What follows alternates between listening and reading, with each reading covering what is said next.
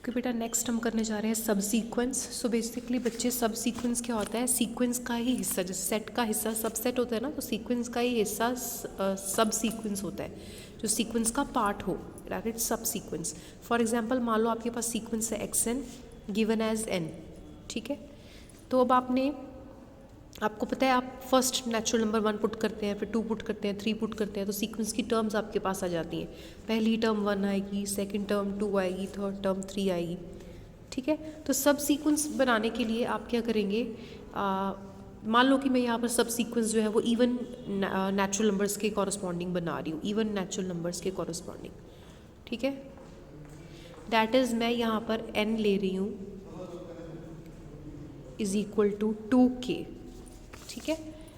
n ले लिया मैंने, ये लिखा हुआ है सारा कुछ बेटे पीछे। n k ले रही हूँ मैं 2k, ठीक है। वेयर k की वैल्यू है 1 2 3, मुझे सॉरी यहाँ पर k लिखना चाहिए था क्योंकि k पे डिपेंडेंट है ना ये, तो n k is equal to 2k। मतलब आपका 1 पुट करने पे ये आ जाएगा n1 is equal to 2, n2 is equal to मेरे पास आ जाएगा 2 × 2 4, n3 is equal to 6, n4 is equal to 8, ठीक है। तो इनके कॉरस्पॉन्डिंग सीक्वेंस की टर्म्स क्या बन रही है, क्या बन रही है? n की इक्वल बन रही है ना, दैट इज 2 4 6 8 ही बन रही है। तो x n1 मेरे पास बन गया is equal to 2, x n2 is equal to 4, x n3 is equal to 6, x n4 is equal to 8, ठीक है। तो ये मेरे पास बन गया सब सीक्वेंस, क्योंकि मेन सीक्वेंस की टर्म्स थी 1 2 3 4 5 6, उसके हिस्सा उसमें से मैंने इवन टर्म्स चूज़ कर ली ना, 2 4 6 8, ठीक है। तो इसको लिखते कैसे हैं? एक्स एन के, सब सीक्वेंस को कैसे लिखते हैं? एक्स एन के। यहाँ पर एन के क्या है? 2k, तो इसको लिखेंगे एक्स 2k। ये हमारा सब सीक्वेंस है इवन टर्म्स का। यही आपका सब सीक्वेंस ऑड टर्म्स का होगा, तो आप इसको लिखेंगे 2k - 1, ठीक है। उसमें टर्म्स कौन कौन सी जाएगी? x1 जाएगी, x3 जाएगी, x5 जाएगी, सोन। अगर आप x1 कैलकुलेट करें ऊपर से 1 बनेगा, 3 बनेगा, 5 बनेगा, सोन, ठीक है ना। अगर मान लो मैंने सीक्वेंस आपका लिया होता मेन, यहाँ समझाती हूँ, मान लो मैंने लिया होता आपका सीक्वेंस n², ठीक है, और मैंने nk is equal to 2k लिया, मतलब इवन टर्म्स ली बेसिकली, तो xnk मतलब आपका बन गया x2k, x2k मतलब आपकी टर्म x2, x4, x6 सोन। x2 क्या बनेगा? अब x2 बनेगा आपका 2 का स्क्वायर 4, 4 का स्क्वायर 16, 6 का स्क्वायर 36, ऐसे, ठीक है ना। तो इस केस में आपकी जो इवन टर्म्स है x2, x4, x6, उसकी वैल्यू आ रही है 4, 16, 36, उसके बाद अगला 8 का स्क्वायर आ जाएगा 64, ठीक है। ऐसे ही मान लो आपने अगर यहाँ पर इसी सीक्वेंस, मैंने यही लिया हुआ है सीक्वेंस, इसी के अंडर मैं आपको सब सीक्वेंसेस डिस्कस कर रही हूँ। एक्स एन के इज इक्वल टू एक्स के स्क्वायर, मान लो एन के की वैल्यू मैंने ली है के स्क्वायर, तो मेरे पास पहली टर्म आएगी x1, के की वैल्यू पुट करी जाओ ना, 2 का स्क्वायर मतलब 4, 3 का स्क्वायर मतलब 9, ऐसे सोन।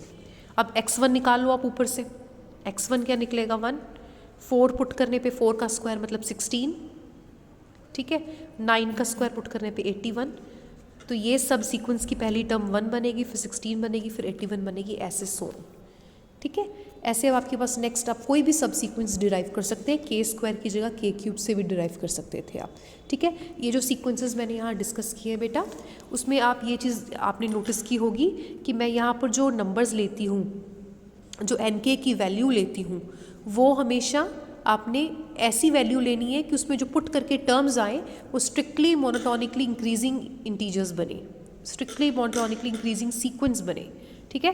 क्योंकि 2k लिया है मैंने, तो पहला मेरे पास 2 आया, फिर 4 आया, फिर 6 आया, है ना, तो इंक्रीज़ कर रहा है ना। सिमिलरली मैंने के स्क्वायर लिया, 1 4 9, इंक्रीज़ कर रहा है। मैंने कहीं पे भी आपने देखा 2k की जगह -2k नहीं लिया, के स्क्वायर की जगह -k स्क्वायर नहीं लिया, क्योंकि मैंने जो भी एन के की वैल्यू लेनी है वो मोनोटोनिकली, स्ट्रिक्टली मोनोटोनिकली इंक्रीजिंग होनी चाहिए, याद रखना ये, ठीक है। तो इस तरह से कुछ सब सीक्वेंस होता है बेटा।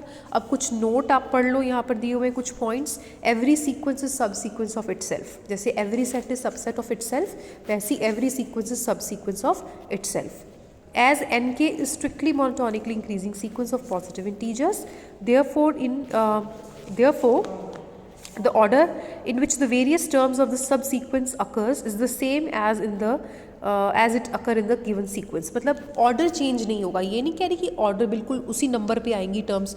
जैसे मान लो आपके पास यहाँ पर जो सीक्वेंस है उसकी टर्म्स अगर मैं यहाँ लिखूँ, पहली टर्म 1 बनती है, फिर टर्म 4 बनती है, फिर टर्म 9 बनती है ना, फिर अगली टर्म बनती है आपकी 16, फिर 25। ये आपका मेन सीक्वेंस की टर्म्स बन रही हैं।